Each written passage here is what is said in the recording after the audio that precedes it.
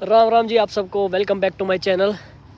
तो आज हम बात करेंगे कि जो ये आजकल रूट चल रहा है कनाडा टू यूएस का बाय टैक्सी। बहुत से लोगों के आपने स्टेटस भी देखे होंगे, एजेंटों के भी स्टेटस देखे होंगे कि हम आपको सेफली कनाडा के अंदर पहुंचा देंगे। बहुत से अब रीलें भी आती हैं ना, जब हम इंस्टाग्राम स्क्रॉल करते हैं कि हाँ हम सेफली यहाँ पहुँच गए हैं, ये इस भाई ने है, ये लवली भाई है, ये टीना भाई है, इनके थ्रू हम आए हैं, इन्होंने 5,000 चार्ज करे, 10,000 चार्ज करे, 15,000। बहुत से हम देख रहे हैं, है ना। तो बहुत से लोग सोच भी रहे हैं, अब जैसे जिनके यहाँ पे स्टेटस एक्सपायर होने वाला है, जो एज अ स्टूडेंट है, जिनसे स्टडी नहीं हो रही, वो सोच रहे हैं कि यार ये तो बहुत इजी वे है इंस्टेड ऑफ LMI लेने से कि हम ये चल जाते हैं और USA पहुँच जाते हैं। वर्क परमिट वाले, जिनका वर्क परमिट एक्सपायर हो रहा है, वो भी यही सोच रहा है कि यार वर्क परमिट एक्सपायर होने वाला स्टेटस यहाँ कुछ रहेगा नहीं, वहाँ मेंटेन कर लूँगा, LMI के पैसे 20-30 हज़ार कौन दे, वहाँ पहुँचते हैं और USA काम करेंगे, बढ़िया डॉलर के अंदर पैसे कमाएंगे। आपकी सारी बातें बढ़िया हैं, सारी बातें जायज़ हैं, पर एक बात आपको सोचने की, आप USA पहुँच गए, वो भी देशों की तरह देश है, वहाँ आप स्टेटस कैसे मेंटेन करोगे? पहला क्वेश्चन आपके ऊपर यही आता है कि वहाँ आप स्टेटस कैसे मेंटेन करोगे? आप रेफ्यूजी क्लेम करोगे, असाइलम लगाओगे, ठीक है, या तो फिर गोरी ढूंढेंगे, या कोई वहाँ की जो ग्रीन कार्ड स्टेटस है लड़की, उसको ढूंढेंगे और उसके साथ शादी करेंगे। थर्ड वाला जो कंसेप्ट है वो सही है, वो आप जो सोच रहे हो वो हो सकता है, पॉसिबिलिटी है और सब कुछ ठीक है। पर जो पहले दो ग्राउंड है वो लीगैलिटी के ऊपर अगर हम बात करें, तो उसके ऊपर अब हम सोचें कि अगर हम जब जा रहे हैं और वहाँ पे ये चीज़ रेफ्यूजी या असाइलम लगा रहे हैं, तो उसके लिए हम क्या करेंगे? हमारी बायोमेट्रिक होंगी, और बायोमेट्रिक कनाडा के पास ऑलरेडी हैं, चाहे हम स्टडी पे थे, चाहे हम वर्क परमिट पे थे। और हम वहाँ जाके अगर अपना लगाते हैं, हमारी लास्ट विजिटिंग कंट्री है कनाडा, ठीक है, और हमारे पास पासपोर्ट है इंडिया का। हम कह रहे हैं कि इंडिया के अंदर हमारे को ख़तरा है। समझने की बात है कि हमारे को इंडिया के अंदर ख़तरा है और हम इसलिए चाहते हैं कि अमेरिका के अंदर असाइलम हो। उनके तरफ से सिर्फ एक ही जवाब आना है कि लास्ट विजिटिंग कंट्री आपकी कनाडा थी और आप यहाँ आए हो, यहाँ आके असाइलम क्यों लगाई, आपने कनाडा के अंदर असाइलम क्यों नहीं लगाई? तो अब इतनी सी बात है, वो 100% आपको भी लग रहा है वो रिजेक्ट होगी।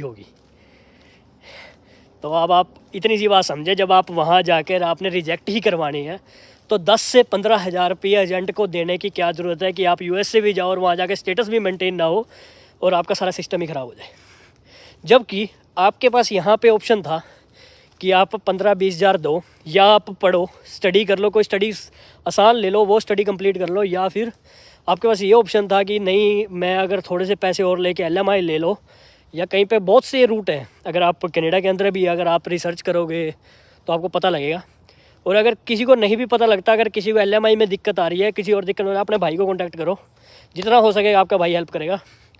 और आप इन चक्करों से बचो, ये भी बहुत बड़ा स्कैम है जो आप ये USA वाला देख रहे हो। मैं बहुत से जनों को जानता हूँ जिन्होंने रेफ्यूजी वहाँ लगाई और 100% रिजेक्ट हुई। तो आपको कह रहा हूँ कि ये जो स्कैम चल रहा है इससे बचो, जितना हो सके उतना बचो। और अगर मेरी बात पे विश्वास नहीं तो आप अपनी रिसर्च करो। मैं नहीं कहता कि मेरी बात पे विश्वास करो, मेरी बात गलत भी हो सकती है, पर आप अपनी रिसर्च करो और उसमें फाइंड आउट करो कि ऐसा कुछ है, या जो वहाँ पहुँचे हैं उन्होंने अपना अगर ग्रीन कार्ड लिया या असाइलम लगाया, उनकी अप्रूव होगी है, वो सब सर्च करो। क्योंकि कल को अगर आप US से भी जाते हो तो वहाँ पे भी आप अजम्पशन है आपकी, या आप वहाँ पे भी सोचते हो कि आपने ग्रीन कार्ड लेना है ना, चाहे वो 10 साल में मिले, 5 पर, लेकिन आपका स्टेटस तो मेंटेन हो। वो चीज़ अगर आप सोचो और उसके ऊपर रिसर्च करो, फिर आप किसी भी पाथ रूट को आप चूज़ करो, किसी के भी इन्फ्लुएंसर के बगावे में ना हो, किसी और के बगावे में ना हो। तो बस मैं यही कहूँगा। बाकी आप उसमें जब आपको कोई भी सर्च करती है, अगर आपको कोई भी स्क्रॉल में आपको आता है, तो आप उसी हिसाब से चूज़ करो। और मेरी जो अगर मेरा खुद का अगर पर्सनल डिसीजन है, मैं तो आपको कभी नहीं कहूँगा कि आप ऐसे कोई इलीगल रूट्स जाओ। जब आप एक नंबर में आप कनाडा के अंदर आए हो, तो कुछ ना कुछ करके एक नंबर में ही स्टेटस मेंटेन करो।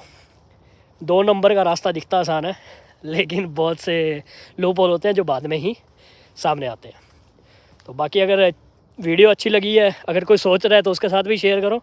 और अगर कोई वहाँ पहुँच गया, अगर उसको भी ऐसा लगता है तो कमेंट करो कि हाँ मैं सेफली पहुँच गया हूँ और मेरे को कोई ऐसा कोई दिक्कत नहीं आई, वो भी कमेंट करे कि हमें पता चले। बट मेरे जो उसके अंदर लिंक के अंदर बंदे थे, वो उनके साथ ऐसा हुआ है, तो तभी मेरे को लगा कि आपके साथ शेयर करना चाहिए। बाकी लाइक कर दिया करो, सब्सक्राइब कर दो और शेयर कर दो। आपके भाई का चैनल है। Thank you so much.